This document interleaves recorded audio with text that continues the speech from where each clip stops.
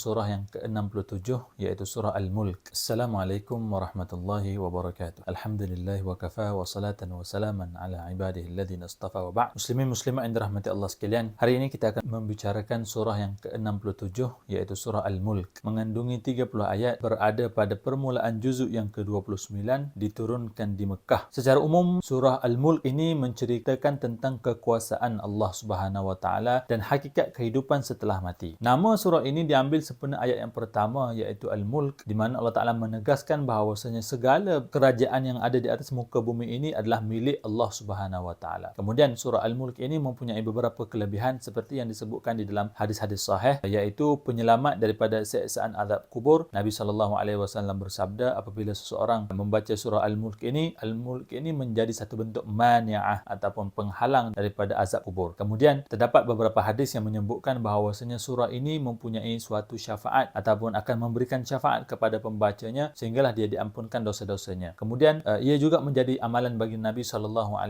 dan disebutkan bahawasanya Nabi tidak akan tidur selagi mana belum membaca surah ini dan juga surah As-Sajdah, surah Al-Mulk dan surah As-Sajdah. Secara umumnya ringkasan surah ini Allah Taala menyebutkan tentang kehidupan mati ataupun Allah Taala lah yang menciptakan kematian dan menciptakan kehidupan. Kenapa? Kerana nak menguji siapakah yang lebih baik amalannya. Alladzi khalaqal mauta wal hayata liyabluwakum ayyukum ahsanu amala. Siapakah manusia itu yang paling baik, yang terbaik amalannya. Jadi disebutkan amalan yang paling disukai oleh Allah Subhanahu wa taala itu adalah amalan yang paling istiqamah, quality over quantity. Sebaik-baik amalan itu adalah amalan yang adwamuha, yang paling istiqamah, wa in qalla, walaupun sedikit. Walaupun benda tu amalan tu satu bentuk amalan yang kita kata tidak banyak, tetapi kita istiqamah melakukan perkara itu. Contohnya bersedekah, walaupun nilainya sedikit tetapi senantiasa istiqamah setiap pagi, setiap subuh. Walaupun sedikit saja nilainya, nilai itu tidak ada nilai di sisi Allah Subhanahu wa taala. Berapakah jumlah yang disedekahkan itu tidak dipandang oleh Allah Subhanahu wa taala, tetapi amalannya itu, ikhlasnya itu, konsistennya itu dalam melakukan sedekah itu yang menjadi titik tilik Allah Subhanahu wa taala. Kemudian Allah Taala mencabar manusia untuk mencari kecacatan yang di langit ataupun makhluk yang di bumi. Allah Taala mengatakan alladzi khalaqal sab'a samawatin tibaqat. Allah Taala yang menciptakan 7 lapis langit, tidak akan kamu temui walau retak sedikit pun. Farji'il basara hal tara min futur. Tengoklah, apakah kamu melihat ada retak, ada kerosakan, ada kecacatan? Tidak akan kamu temui sama sekali. Kerana apa? Kerana semuanya diciptakan oleh Allah Subhanahu wa taala dengan sempurna dan dengan sangat-sangat seimbang. Allah Taala juga menceritakan, menghikayatkan penyesalan ahli neraka di akhirat nanti apabila setelah mendapatkan hukuman masing-masing, mendapatkan verdict masing-masing. Allah Taala mengatakan walladzina kafaru bi rabbihim adzabu jahannam wa bi'sal masir. Dan bagi orang yang kafir, kufur kepada Tuhan mereka itu azab neraka dan itulah seburuk-buruk tempat kembali. Apabila mereka itu dicampakkan ke dalam api neraka, mereka akan mendengar pekikan lolongan ahli neraka. Dan setiap kali berada di dalam neraka, ombak daripada api neraka ataupun ombak daripada nanah-nanah azab yang berada di dalam neraka itu akan menimpa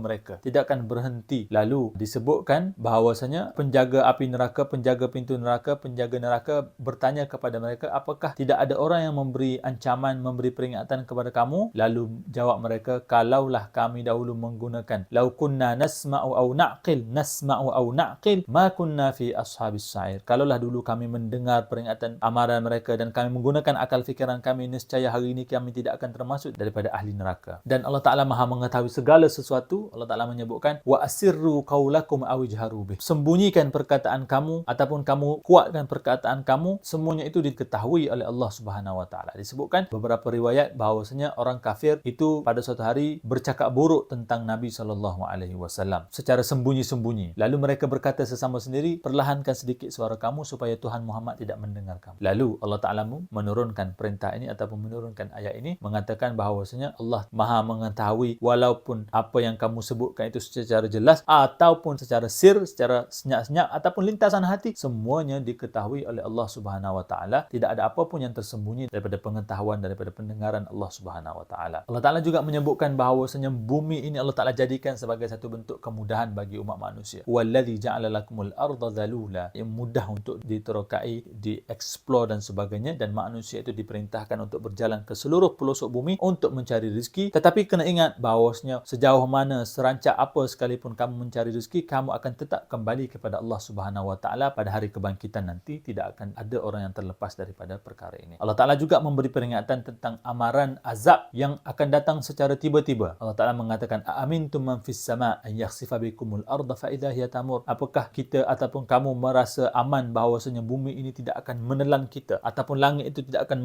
menghempap kita ataupun menghujani kita dengan batu? Allah Ta'ala memberi peringatan kepada kita melihat burung-burung yang terbang di angkasa. Siapakah yang menahan mereka daripada jatuh? Langit itu siapakah yang menahan daripada ia jatuh, sedangkan tidak ada satu tiang pun yang menongkah langit tersebut sehingga kan ia kekal berada begitu. Begitu juga burung-burung dan seumpamanya. Dan Allah Ta'ala mengatakan bahawasanya pendengaran, penglihatan dan rezeki-rezeki itu semuanya datang daripada Allah Subhanahu wa taala. Qul huwallazi ansha'akum wa ja'ala lakumus sam'a wal absara wal afidah qalilan ma tashkurun. Walaupun Allah Ta'ala bagi kepada manusia ini begitu macam nikmat, tetapi sangat sedikit manusia yang bersyukur kepada Allah Subhanahu wa taala. Lalu inilah Allah Ta'ala mengatakan, Allah Ta'ala menutup kisah ataupun surah ini dengan satu bentuk soalan renungan. Qul huwallazi dzara'akum fil ardi wa ilaihi tuhsyarun wa yaquluna mata hadzal wa'du in kuntum shadiqin. Allah Ta'ala mengatakan di dalam ayat yang setelah daripada itu, bagaimanakah fikiran kamu jika air yang kamu minum di atas muka bumi ini menjadi kering? Bagaimanakah keadaan kamu pada ketika itu? Siapakah yang dapat mengalirkan, mendatangkan air yang mengalir kepada kamu kalau tidak Allah Subhanahu wa taala? Maka ini memberi pengajaran supaya kita tidak leka, kita tidak take things for granted. Yang udara yang kita hirup ini, kita tidak merasai ia sebagai satu nikmat. Kenapa? Kerana sudah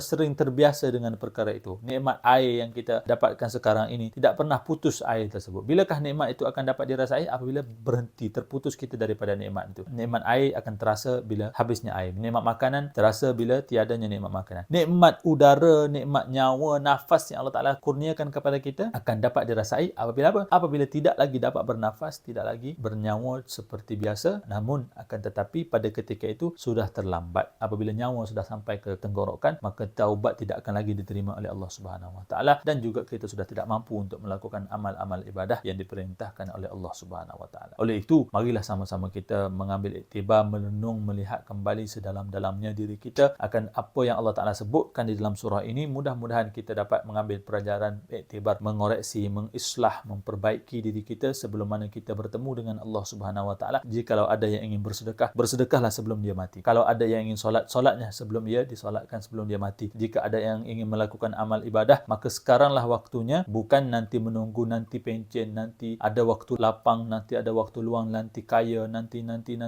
sehingga kan akhirnya kita akan mendapatkan kematian yang tidak disangka-sangka. Mudah-mudahan memberi manfaat kepada kita. Wabillahi hidayati wat taufiq. Wassalamualaikum warahmatullahi wabarakatuh.